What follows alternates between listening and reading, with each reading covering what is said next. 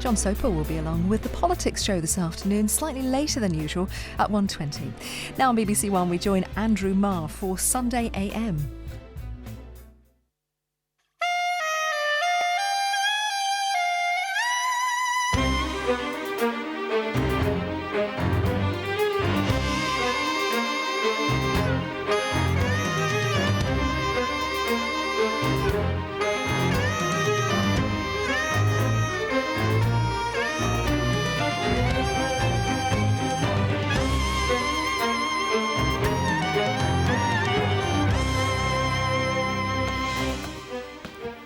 Morning. It's been the biggest gathering of world leaders ever. Apparently the 60th birthday of the United Nations. They would have been much better off, perhaps, staying at home, because almost everything that could go wrong has gone wrong.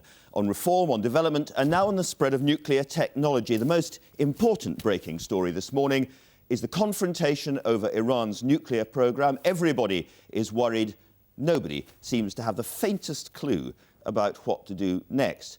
Much of that is in the papers. Joining me to review them this morning is Tim Rice, Oscar winner, working again with Andrew Lloyd Webber for the first time in Yonks. We're not quite sure on what. We'll find out shortly. Jane Moore, novelist, columnist for The Sun. Thank you very much indeed. Of course, we're also going to be getting the news from Moira Stewart in a couple of moments. All is not going quite according to plan in the Middle East. Not any plans drawn up in London and Washington, anyway. After intense pressure to give up Iran's nuclear processing technology, its new president finally gave his answer last night.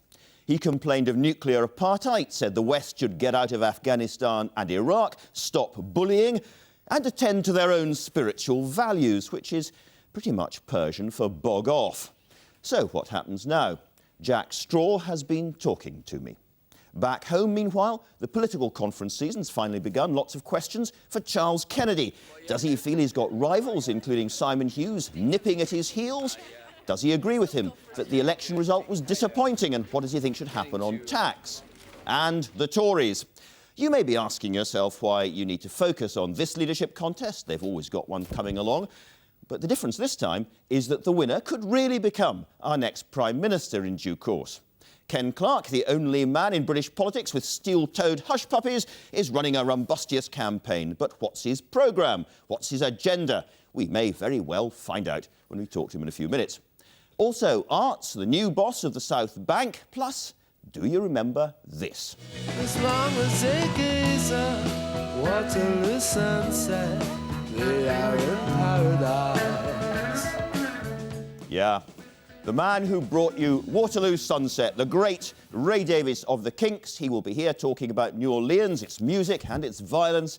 And he's back writing songs back on stage, which is wonderful. All human life. But before we plunge into that, the news with Moira Stewart. Moira. Hello there, thank you. Morning to you. There's a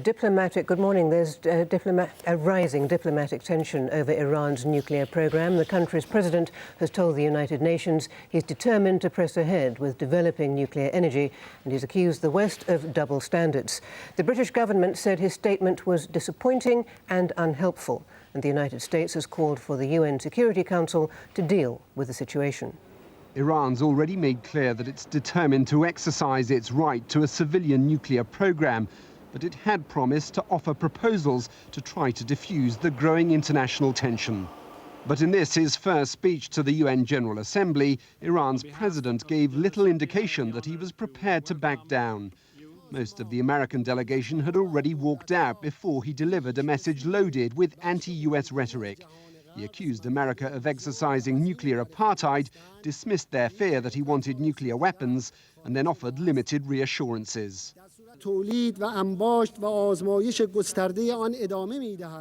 President Ahmadinejad told the General Assembly that Iran had a right to produce nuclear fuel, but aimed to end the standoff by offering to work with other countries in its uranium enrichment program. The EU has been leading intense negotiations with Iran. Europe has accepted Iran's right to a civilian program, but not to developing its own nuclear fuel cycle. Europe and America fear that would give Iran the capability to develop nuclear weapons. But the talks have stalled. America's Secretary of State had earlier urged the United Nations Security Council to take action if Iran continued to defy the international community. Today, senior American and European diplomats will discuss their next move. So far, they lack support for Security Council referral, but they hope Iran's uncompromising position will now toughen international resolve. Jonathan Beale, BBC News, New York. Voting has started in Germany in what's expected to be one of the closest-run general elections of recent times. Chancellor Gerhard Schröder lost support because of rising unemployment and his attempts at economic reform. But recently, he's closed the gap with his Conservative opponent Angela Merkel, dubbed the Iron Lady. She hopes her radical policies will draw more votes. People in Afghanistan are voting too in their first free parliamentary elections for more than 30 years. Security is tight across the country, with tens of thousands of Afghan troops and police backed up by American and NATO forces. There's been sporadic violence in the run-up to the polls. A French soldier was killed last night in a bomb attack, and a UN warehouse in Kabul was also hit. Here, the Liberal Democrats are gathering in Blackpool for the party's annual conference. Their leader, Charles Kennedy, says they're looking to move forward, building on their gains in the May general election, and he signalled that he would use the conference to raise concerns about the government's proposed counter-terrorism measures unveiled earlier this week. Prince Harry has revealed a new look in a photo taken to celebrate his 21st birthday, released today. The photographer, Mario Testino, claims to have captured the real essence of his character with a new portrait. The colour image shows a muddied prince on a motorbike, wearing biker gloves, a T-shirt and wristbands. That's it for now. I'll be back just before 9:30 with the headlines. Over to you, Andrew. Thank you very much indeed, Moira. Now, we're going to be discussing the papers with Sir Tim Rice and Jane Moore. I think it's one of those days where there's a very clear tabloid broadsheet split. The story that's been picked up, I think, most widely this morning is from the Mail on Sunday, where Lance Price, who was a New Labour spin doctor in Downing Street, has sold his diaries of his time there. And he says that Blair relished sending British forces to war, though that allegation is not actually in the book. It's something that was said to Simon Walters, the political editor of the Mail on Sunday, by Lance Price. A lot of people are pretty sure they know what Tony Blair really thinks. It's quite lurid from time to time because other papers go on, here's the Independent Sunday, going on, Blair telling Rupert Murdoch, apparently, that the gloating BBC is full of hatred for America. You could have fooled me, but there we go. Whereas on Tabloid World, we've got one of those, I think I have to say, a completely classic News of the World front page, Cocaine Kate's 3-in-bed lesbian orgies. And it's one of those stories where so many people are going to bed with so many other people that the innocent reader ends up completely confused. You just assume that basically everybody is in bed with everybody else. Aren't you? No. You're on the sofa, I'm on a chair. We're in a completely neutral television We've studio. all done We're it, safe. haven't we? No, we haven't. No, but as you rightly say, the tabloids are very much separated from the broadsheets today, and Kate Moss gets another bucket load this morning from the tabloids. And it fascinates me, this, because the tabloids are now full of all of these allegations to do with Kate Moss. Now, these haven't come out in the last 2 days. These have been there over the last 2-3 years, and they've been held back by what's deemed to be her good reputation. Well, you can't print that because you haven't got any proof, and she's got this good reputation. The minute in law that she's deemed to not have a reputation to lose, which of course so is... it's a legal matter, really, this all coming out now, is it? I think so. They've clearly had all this for a long, long time, and they've not been able to print it because not in the public interest. There's that argument. There's also the argument of, can you prove it, etc., etc. Now that she's been allegedly filmed sniffing cocaine, it's all bets are off, no reputation to lose, out it all comes. It's always cocaine, isn't it? You don't get these stars in kind of my warm crumpet and cocoa addiction hell, do you? No, but... Is there anything serious about this? I mean, she is... I don't know if she's a role model. Well, there is the argument. I mean, I've got 3 young daughters, and the argument that everyone is making is that she is a role model for young girls. I have to say she's not a role model for my daughters. To be honest, she doesn't ever say anything. Not that young, is she? I mean, she doesn't speak, so she's not. She's, you know, she is this face, and she's so made up in all these different campaigns. I'm not sure how many people are aware. Oh yes, that's Kate Moss. No, I don't think she sort of puts herself up as any person face. to live their life by. So, but there is one person speaking up in her favour very quickly. Janet Street Porter in the Independent on Sunday. The Kate I know is super bright, open and direct. And Tracy... And she's quoted saying nice things about Janet Street Porter elsewhere as well. And Tracy Emin stands out for her and says she's brainy and she pays her taxes. So that's all right. Well, those are two good things, certainly. So, Tim, what's your... Well, I don't really story? have a view on Kate Moss, perhaps the only person on the planet. But I do have a view on Lance Prance, or Lance Price, whatever he's called. I mean, what he reveals about number 10 isn't that edifying. On the other hand, he is clearly very unedifying himself, and it almost seems now that people only go into politics in order to write the book. And this is the work of a sleazeball, frankly. And if he didn't like what he was doing, he should have left, he should have resigned, but he stuck with it. And he writes down these trivial things about how Gordon Brown said he was a great guy and people bonking on Tony Blair's sofa. It's garbage. And it's sad that maybe it's number 10's fault for employing people Well, I was like going to say, it comes to a certain extent from the top, in the sense that Alistair Campbell has made no secret of the fact that he's been writing his diaries in great detail over the time, and he said, apparently in one meeting, you know, in the end, life is on the record, he said, which Lance Price took as the green light to go ahead with this. Do they not have to sign confidentiality agreements when they take up these jobs? Well, it's not just, I have to say, spin doctors. It's civil servants now doing it as well. Everybody's writing diaries. But an awful lot of people in high positions, not just politics, have moments when they need to let their hair down to rant against somebody in private, and you've got creeps like this bloke writing it all down. It's horrible. You know, he should be... I hope the book does very badly. I've just, of course, given it a rather good plug. You realise now why so many politicians watch what they say. Not 100%, not 100% keen on that story. What else is going on? I love this story in the Sunday Express, which, following the sort of the druggy theme of the Kate Moss thing, this is a very funny story of a lady called Eve Ann Prentice, who's daughter of the late Labour peer Lord Wadden, and he had multiple sclerosis and sadly died, but she invited the vicar round to discuss his funeral arrangements and gave him biscuits. And later on, an aunt came into the room and said, no, Eve Ann, those are the medicinal biscuits that her father had to ease his multiple sclerosis, obviously with cannabis in them.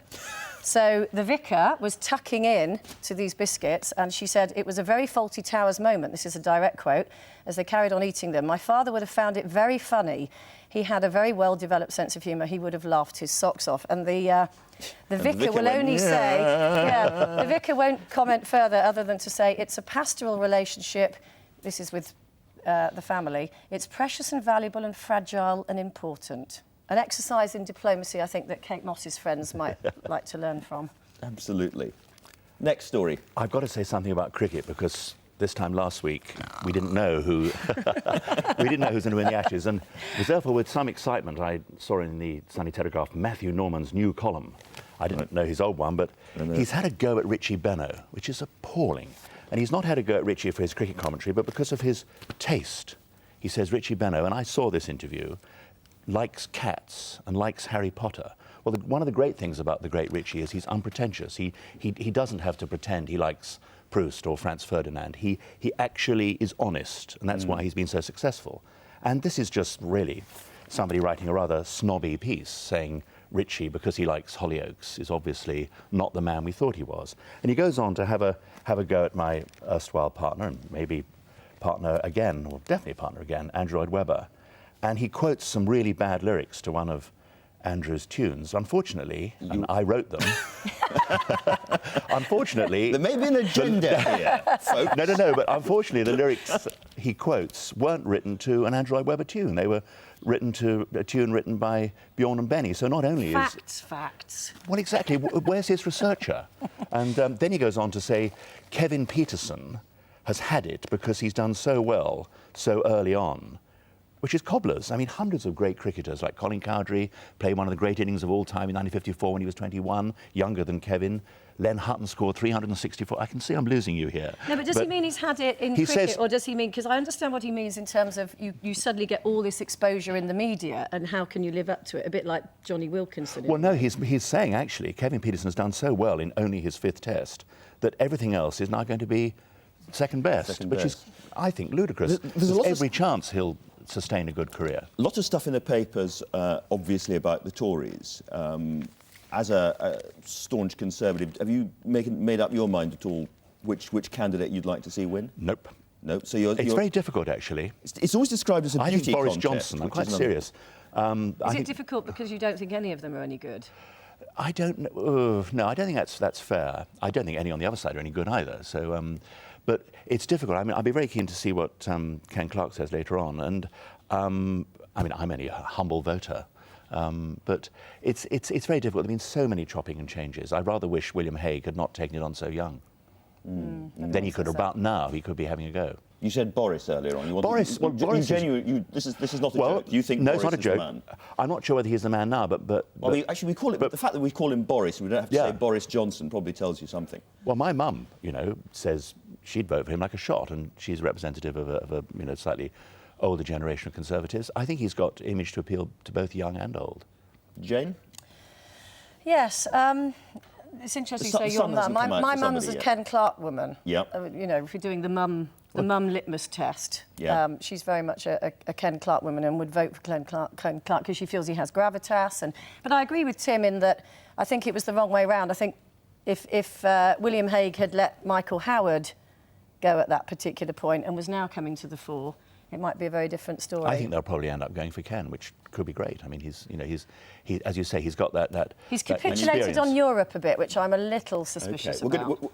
We're going to do some music later on with the great Ray Davies, but I think you've got a music-related story as well. Well, it's only that the Sunday Times has got a big feature on the great Bob Dylan, and there's a wonderful film which I haven't seen yet, but my reliable sources told me it's wonderful. This Scorsese documentary. I've seen clips of it, and it's going to be absolutely terrific. And it just made me think, looking at this thing on Bob, where is the Bob Dylan of today? I mean, there is nobody who comes near what he did in the 60s, and this isn't just grumpy old man. Absolutely right. I mean, and I agree with you. Is it because there's nothing left to say? Or is it because he was a genius? He was. That must be the answer. And actually his last album was also very good. But hang on, modern children would say Eminem has got something to say. Yeah, but they'd be wrong. But they'd be wrong. No, you're just fuddy-duddies. No, we're right and they're wrong. It's very, very straightforward. Thank you very much indeed. Well, it was very cold coming in this morning, and we're in that strange part of the year when we've got August trees and November temperatures. We are slowly slipping towards winter, perhaps. The man with the weather is Peter Gibbs. Peter. Thanks, Andrew. Hopefully not winter quite yet, but certainly a pretty good day with those lower temperatures for long-distance running, which will please my colleagues in the Weather Centre team. And the key factor there is that wind direction, a following wind to help the runners down towards South Shields. It should be a fine day there in Newcastle. Not fine everywhere, though. We've got some drizzle at the moment across the Pennines, the Staffordshire Moors and across the central lowlands of Scotland, but that's going to ease off, I think. Northwestern parts of Scotland will hang on to some low clouds and patchy drizzle, but for most of the parts of Scotland, some brighter spells coming through during this afternoon. Most of England and Wales, too, I think, are ending up dry through the second half of the day. The clouds tending to come and go. I don't think many places will see prolonged sunshine, except perhaps across some southwestern parts where it's been a clear night, it's been a cold night once again, but the sunshine will lift those temperatures quite nicely to around 18 or 19 degrees in many places by the afternoon. And with light winds, that's going to feel quite nice, I think, if you're out and about in the sunshine. Across Northern Ireland, a fine day too, but the wind just beginning to pick up a little bit through this evening, and that heralds a change later on tonight. We've got an Atlantic weather system moving in. You can see that rain just running in from the west, affecting a good part of Highland Scotland and northern parts of Northern Ireland come the end of the night. Not quite as cold across England and Wales as it was last night, with a little more in the way of cloud around. Tomorrow, that rain creeping slowly southwards and eastwards, turning a little bit warmer, though, across England and Wales. That's your weather. Thank you very much. Now, as we've been saying, the UN summit has not gone well. Jack Straw, the Foreign Secretary, was, I have to say, unlike the Americans, sitting there listening to a hardline speech from the new president of Iran, insisting on his right to develop nuclear technology, whatever the West said. I spoke to Mr. Straw a little earlier and began by pointing out that the president could not have been more hardline if he'd tried. This was a disappointing and unhelpful speech by President Ahmadinejad. All the more disappointing given the fact that the E3, that's France, Germany, United Kingdom, and Xavier Solana, EU foreign policy representative, have spent much of the last few days in discussions with Iran and with intermediaries like Kofi Annan, explaining that, yes, we would and we were ready to go the extra mile with the Iranians, notwithstanding their breaking the November Paris Agreement and they're restarting the facility at Isfahan, the conversion facility at Isfahan. We have done all of that, and yet we had to hear this speech. Foreign Secretary, let's be clear, Iran's offer of more transparency on the nuclear programme is nothing like enough to reassure you or the Americans, is it? Well, look, I mean, let's be clear about this, and it's not just about the Europeans and the Americans.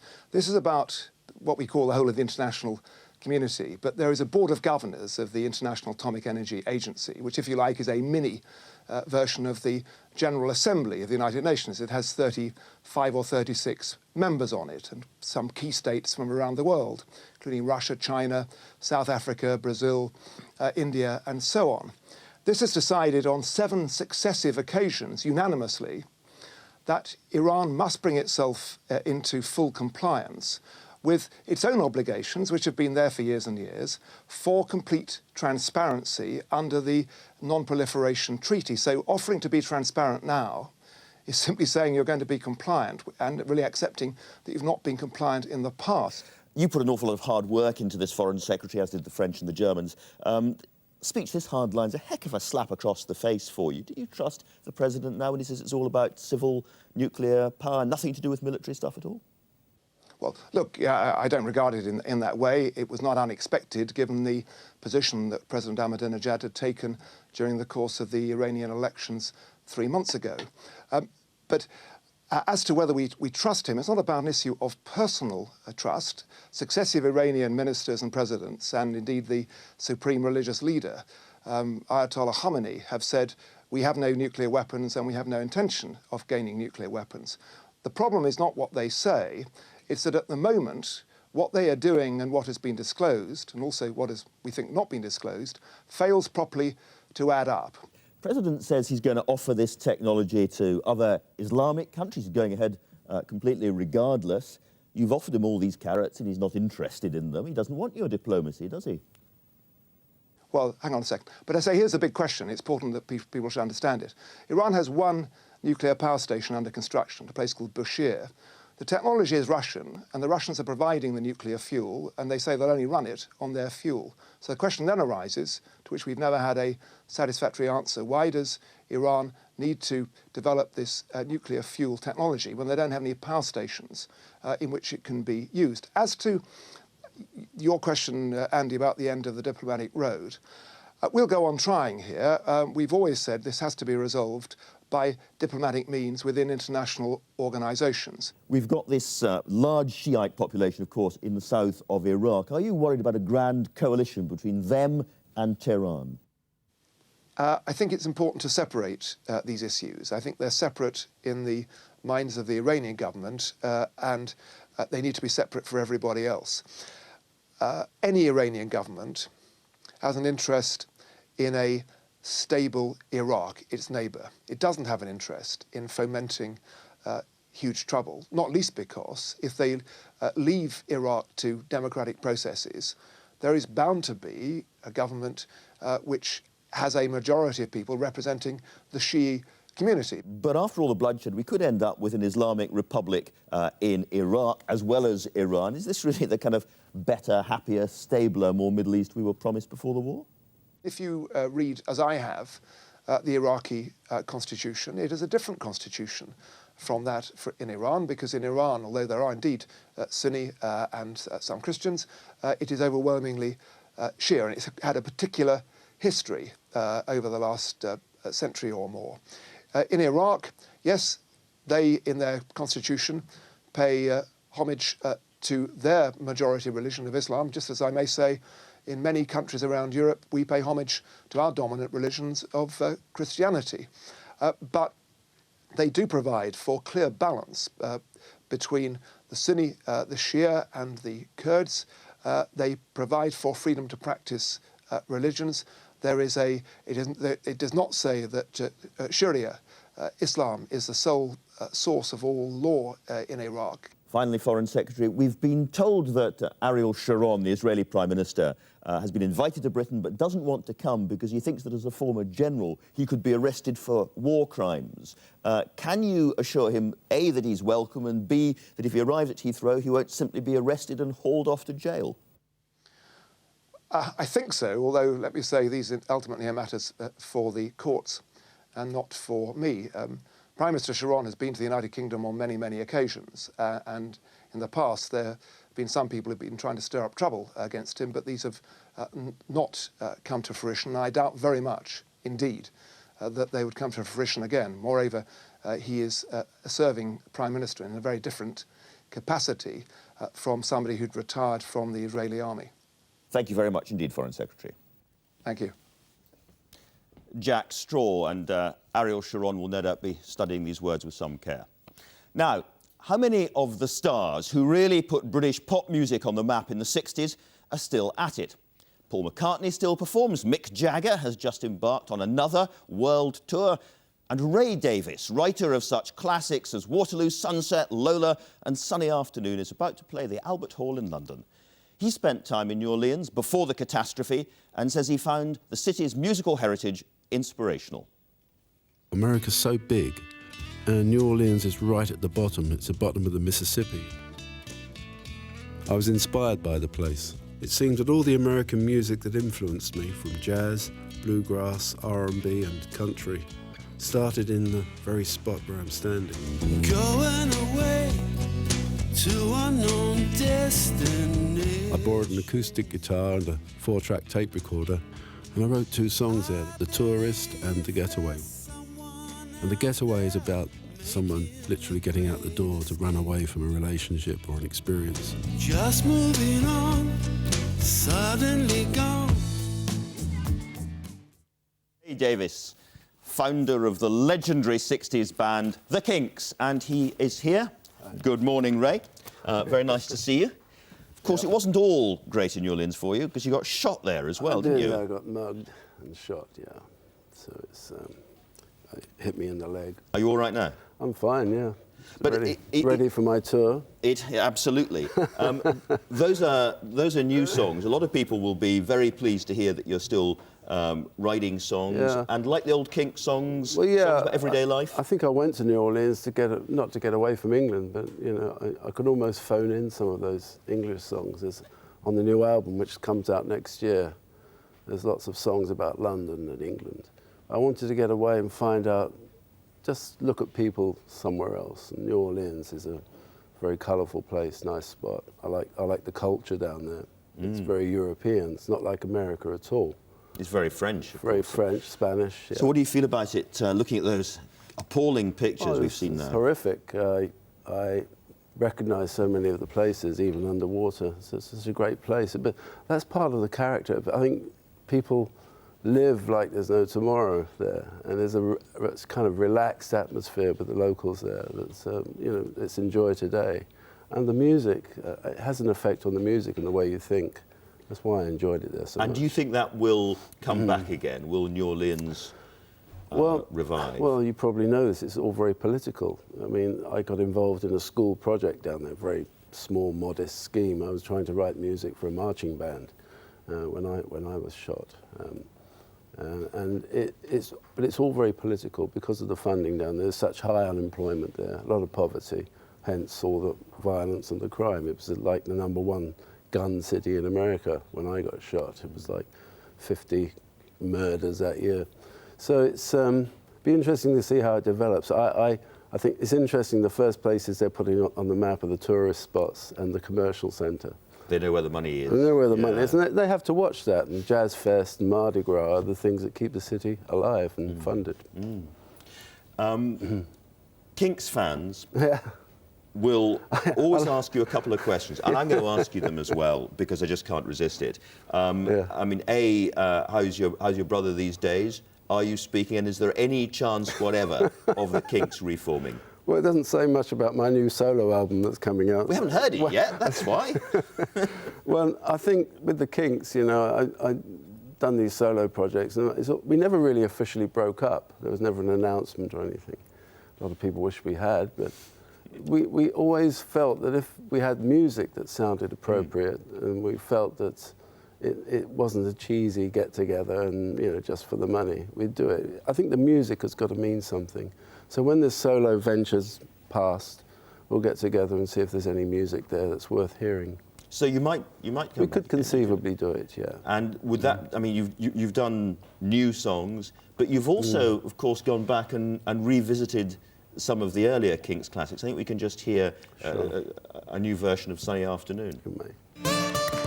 I got a big fat mama trying to break me, 'cause I love to live so pleasantly, live this life of luxury, lazing on a sunny afternoon. I think the guy saw that, then he shot me. No. But I mean, everyone wants to hear the classics. I like to try, I like to try those songs in a slightly different way. It's always a good test of a song if you can play it in different ways. There is a Kinks revival going on. I mean, you know, I've got young kids, and they and their friends all know about the Kinks. They know, I have to say, about the Kinks are the Village Preservation Society, Village Green Preservation Society, which is one of those kind of cult albums. It even has an entire book written about it now. Yeah, I mean, one journalist said to me, you know, the Village Green Preservation Society, the Conservatives ought to adopt that as their new anthem. So some people look at that album, which was years ago, as being very conservative, very back-looking. But I think I'd like to treasure the things about England that I find are interesting and quirky and make us British. Well, that is what the Kinks were always about. I mean, we talked on the programme last week about Britishness and Englishness. Yes. And of all the bands of the 60s, you're the ones who have stayed rooted in this country more than anybody else, I think. Well, you only have to meet me and the people that were in the band. I mean, we used to go to America, and we never used to change our watches. We used to stay on London time. We'd hang around Times Square looking for the papers, the English newspapers. You were banned from America, of course, for quite a few years. And one of the interesting what-ifs, I think, about pop history is if you hadn't been banned, because those were the years that the Beatles and the Stones and the Who got their American lift-off and became global bands. Had that happened to you, the Kinks, I guess, would have been a very different band. I think so. If we hadn't have been banned at that time, which is like our prime, if you like, our early prime, I wouldn't have written things like The Village Green. And because I came back to England thinking I couldn't go to America again. We were banned for like 4 years, I think. I just immersed myself in my Englishness and wrote these funny songs about England. The other thing that lots of people know about the Kinks, of course, is the relationship between you and your bruv. Boy. With the passage of time, are things calmer? It only gets worse. It gets worse? Oh, I'm delighted to hear it. It would be so disappointing if you were getting on. I didn't want to disappoint you, Andrew, So it gets worse, I don't think the rivalry goes away. It's one of those things. But at the same time, without that rivalry, it wouldn't have the edge. Now, every band, I think it's the same with sport, anything. Where there's no edge, you get very bland music, you get very bland sport. Anything is bland. I think an element of that is healthy, but sometimes I guess it does go over the top with us. And still does. Because you were living, he had a heart attack and then you... Well, he had a problem last year and he moved in with me. It's a bit like whatever happened to Baby Jane. It sounds like the most fantastic, bleak sort of it's a horrible that could be written. Joe Orton horror script. But it'll work out. As long he's still got his edge and he's starting to play again. He's recovering, and we'll see how it works out with him. And the new album is songs about everyday life. Everyday life. Well, it started off. It's very difficult to get into a solo album after being with a band for so long. It took me a while to get through all the material I had in the back, and then like I said, I went to New Orleans to write songs. And now we've got this thing mixed. It took a year out of my life getting shot, so I had to put that on the back burner a bit. But I'm back now, and it's a song. It sounds like a band, though. I've got a bunch of musicians together that don't sound like session musicians, you know. It's not like a Tom Jones record. And you look now at the whole Britpop generation, all those people who say they look back to the Kinks as their inspiration. Do you feel kind of paternal that you've got your musical children out there and grandchildren all round the shop, or does that make you sound too old? Well, if Damon Albarn was a child of mine, I'd slap him, I think. No, I like Damon's music, and I like all the Britpop people were fine. I think it's more a sensibility we had in common rather than the music. Music was slightly different. We wouldn't have written about all the subjects they wrote about. It's just a British sensibility that we shared. And I admire their music. They inspire me. Some of the things. Parklife was a wonderful album. Well, good luck. I will. I desperately hope the Kinks reform, and when they do, I'd like both brothers on the sofa. It would be a blood-spattered sofa, but it would be great to have it. Anyway, from a big beast of pop music to the biggest beast in Nottinghamshire, the man who wants to take on Downing Street, finally make it there, Ken Clarke. Will this be his third attempt at the leadership? Third time lucky? You've written recently, Ken Clarke, that if the Tories don't get it right this time, by which I presume you mean choose yourself as their leader, they could be in the political wilderness for a generation. That would more or less I think I had in mind be the end of the Tory party, wouldn't it, as we've known it, if that happened?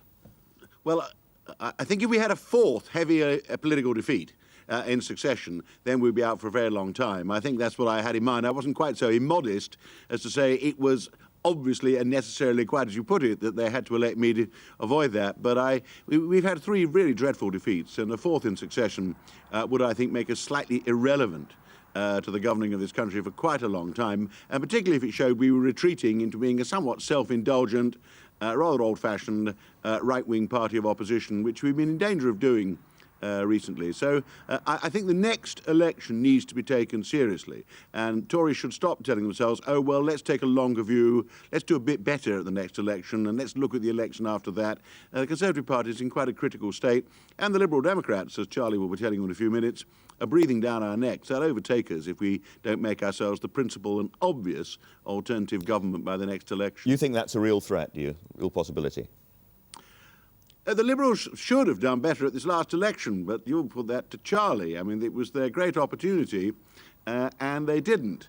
But the Conservatives should not sort of lean back and say, well, that's all right then, because we got nowhere near replacing the government when it was a very weak and vulnerable government.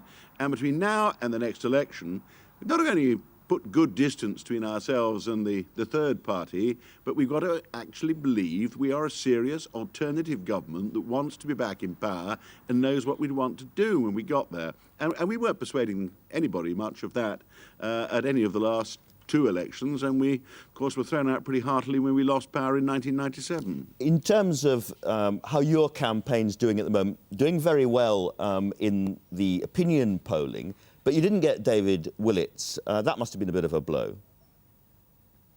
Yes, it was a bit of a disappointment. I rate David very highly. I think his politics are much closer to mine than David Davis, and they always have been. So I'm not quite sure why he went over in the end. I think he was rather torn.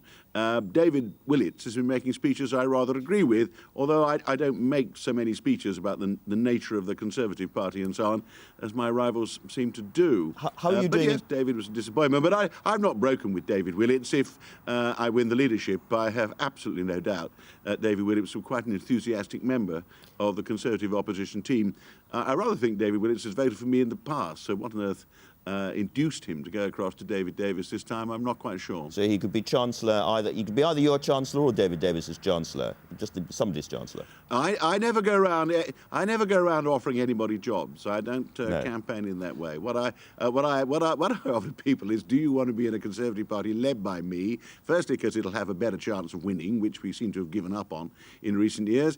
Secondly, because I think my sort of Conservative Party is probably like yours, and is the sort that right-of-centre members of the public who are rather despairing of New Labour would like to see in place again.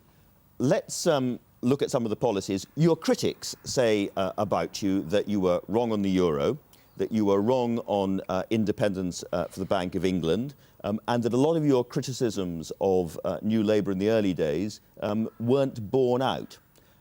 What do you say to those people who say Ken Clarke's a fantastic act, he's the best big beast, he's the last big beast we've got, but when it comes to the actual nitty-gritty of policy detail, he's either out of date, he's too centralist, or he was simply wrong?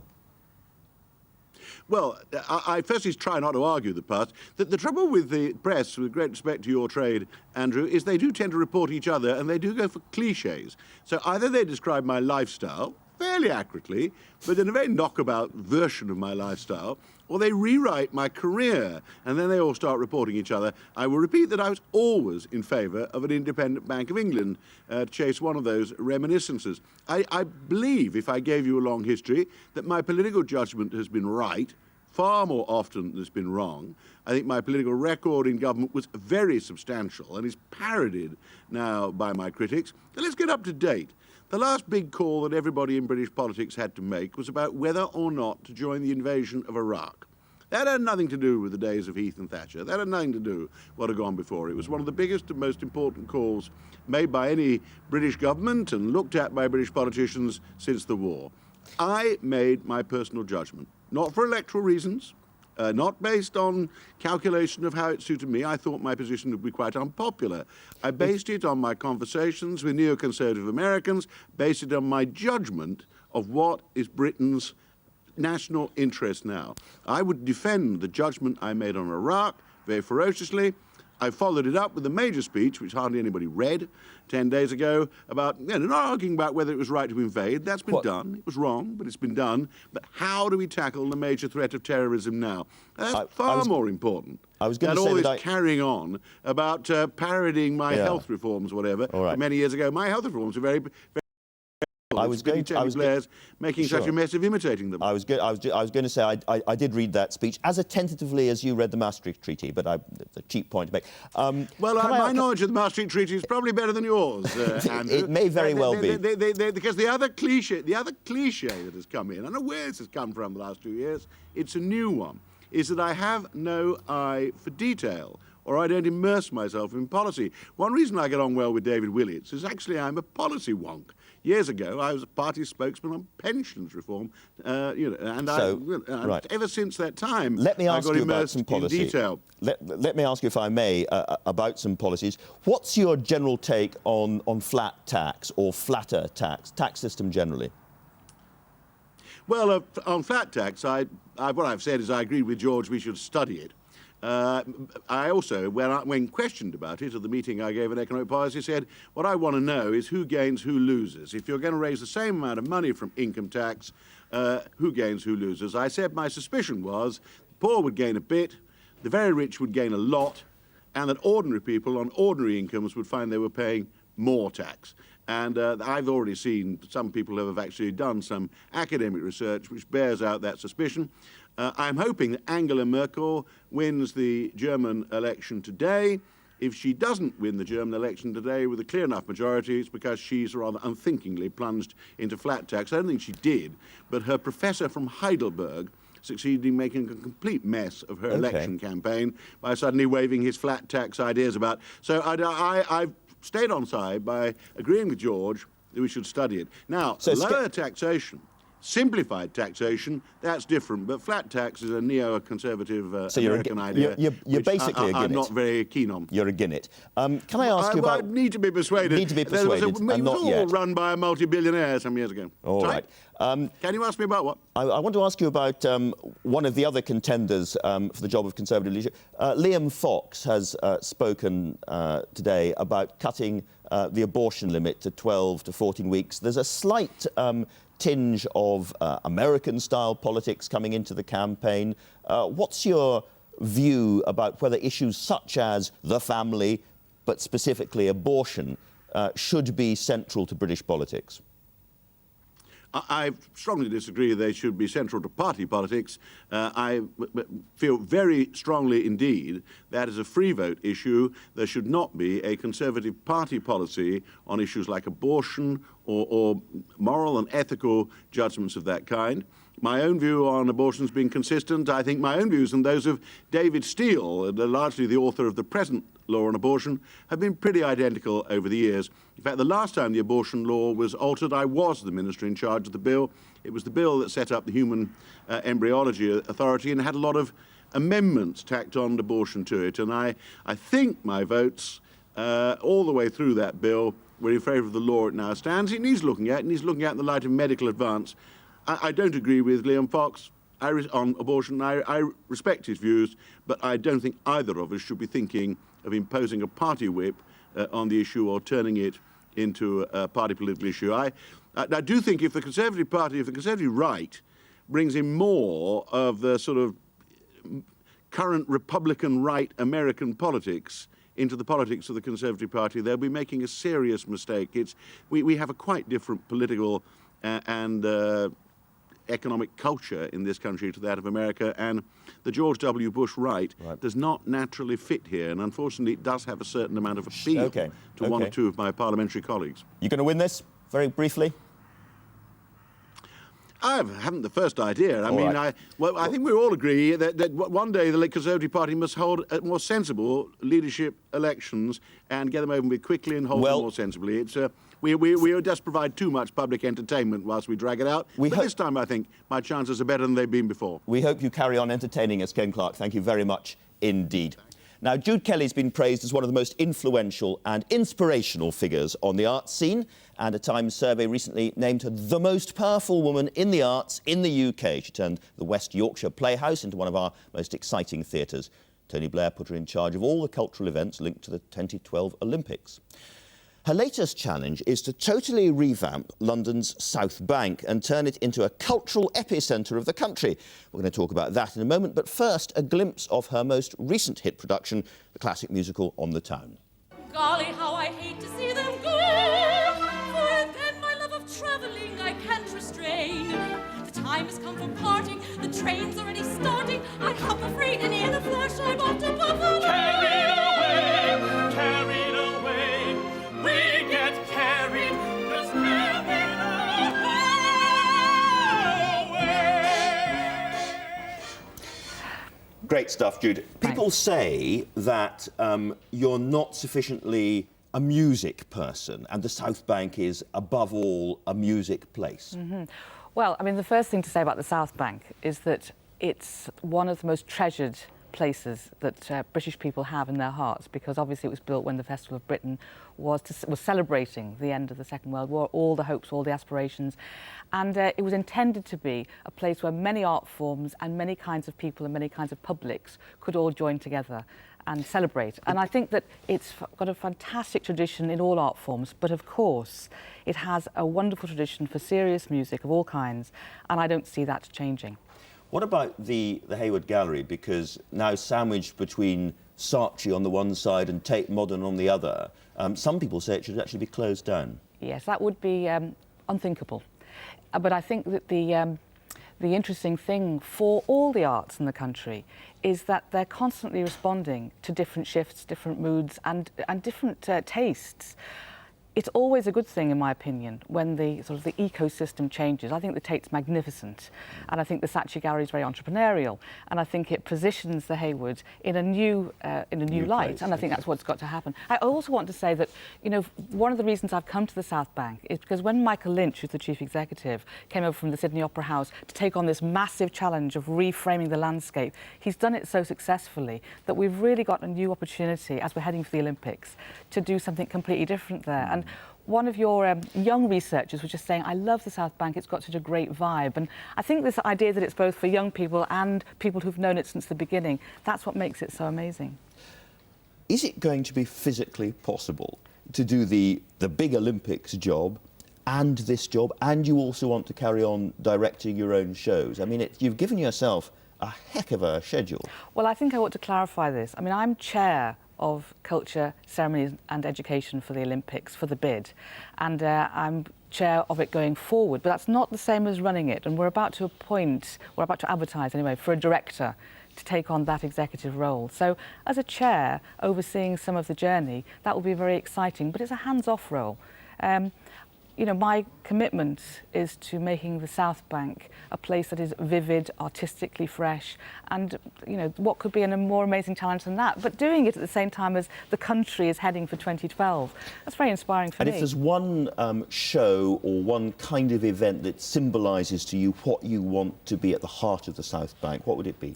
Well, I think that's the point. There isn't one show, because if there was, why would you have all this amazing collection of buildings, galleries, theatres, spaces, concert halls, and indeed the landscape and the river? It's the lot. It's the combination of the lot. My intention with Michael is to make this a real festival site again, where the world festivals come. It's the epicentre of world festivals, and that's a very sort of exotic and exciting place. Exotic and exciting. Siobhan Kelly, thank you very much indeed. Pleasure. And good luck.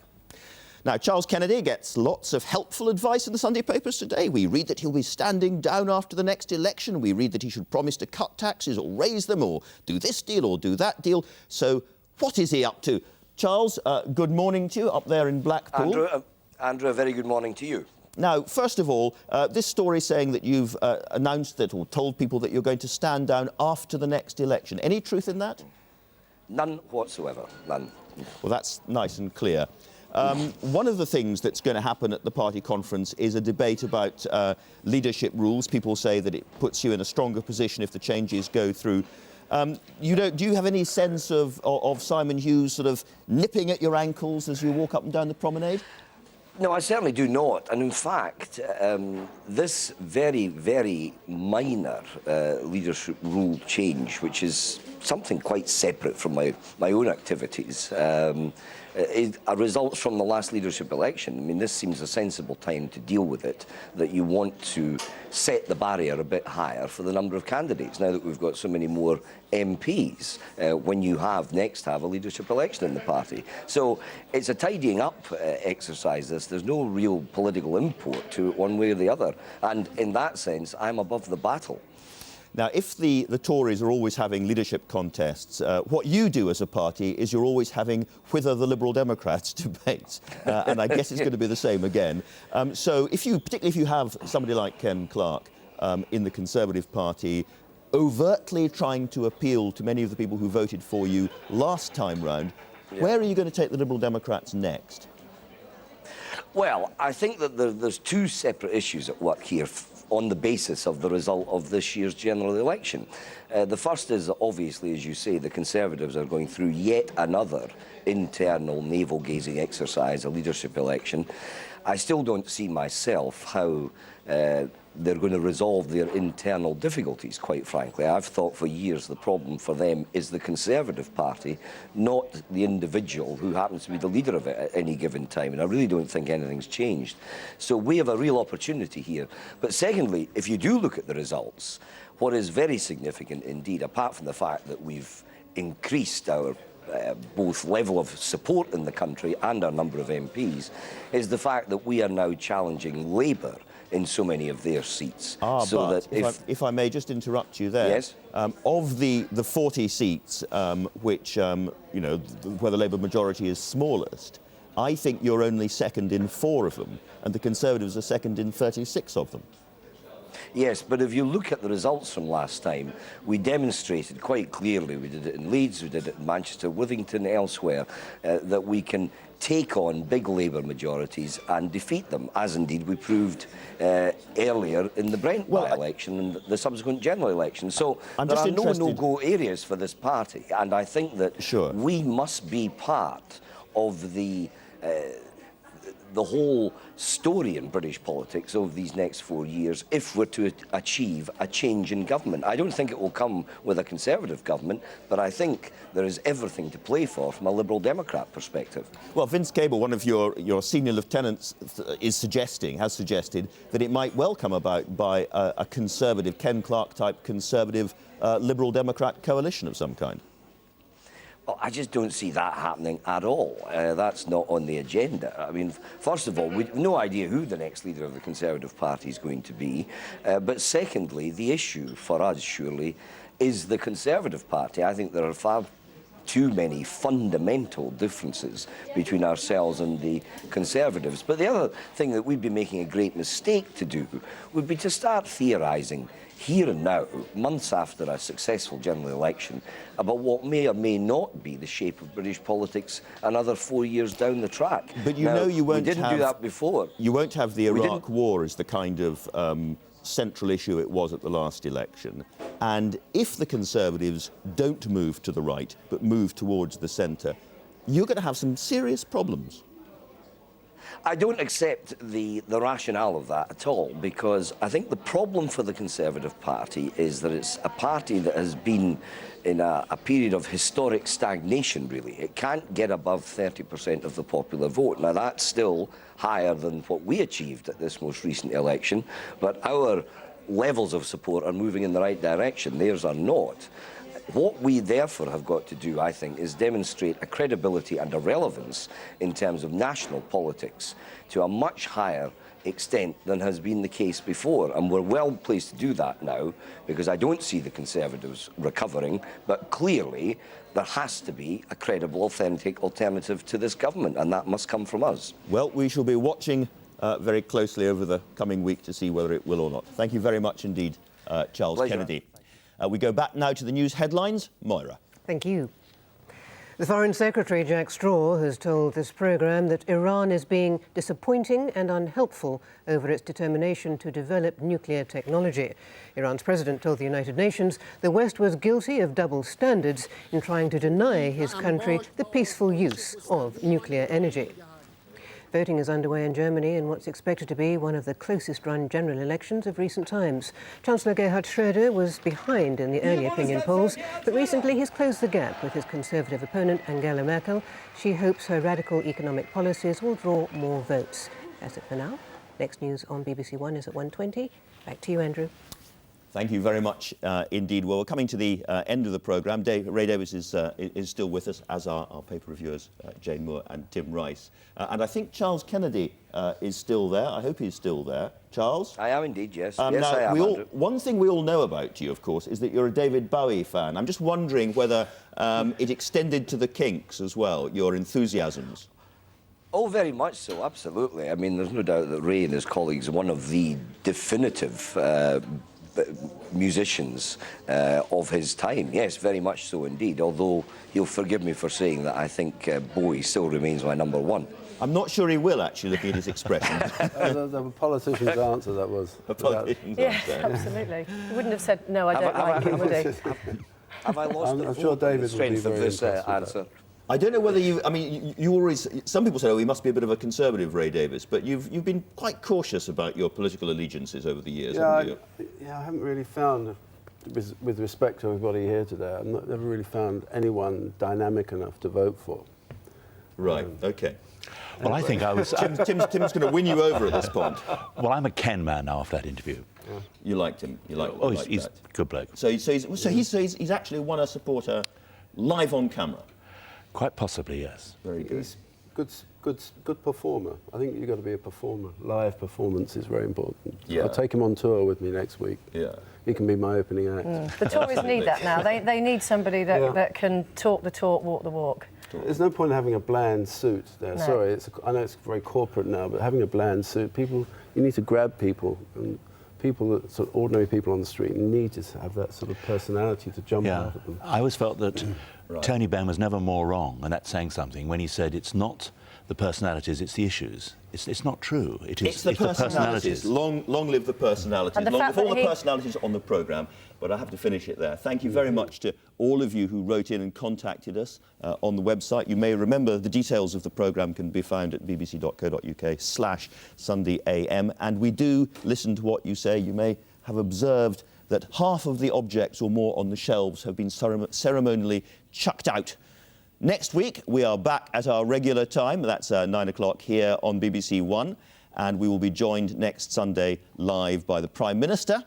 We hope we're going to be joined by him on the eve of the Labour Party conference. In the meantime, bear in mind, we've had so many Scots in the programme, this axiom from the great Scot and philanthropist Andrew Carnegie, reiterated this week as another Scot, Sir Tom Cunter, donated a... he said, a man who dies rich dies disgraced. Goodbye.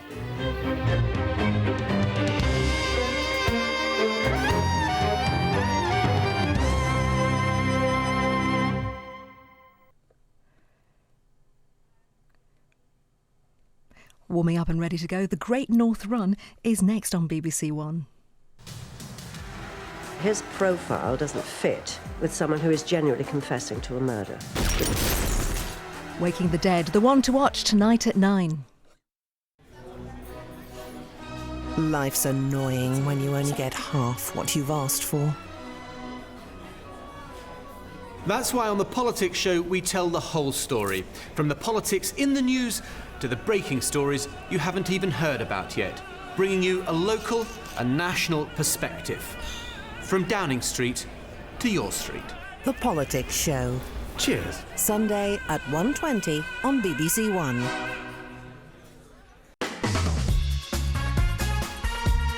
The Heaven and Earth show has moved over to BBC Two for this week. You can catch that at 10 because here on BBC One we join Sue Barker at the starting line for the Great North Run. Congratulations and well done to the Great North Run on its 25th birthday. And good luck to all.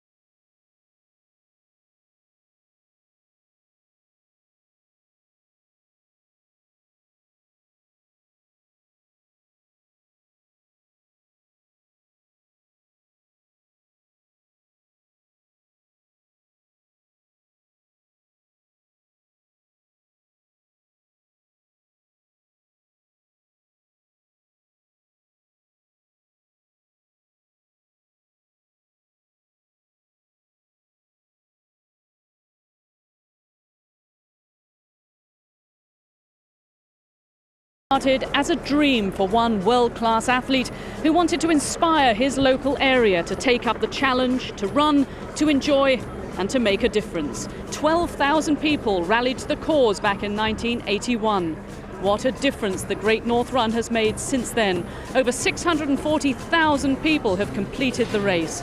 Proud to have been a part of one of the most inspirational, emotional and exciting days on the sporting calendar.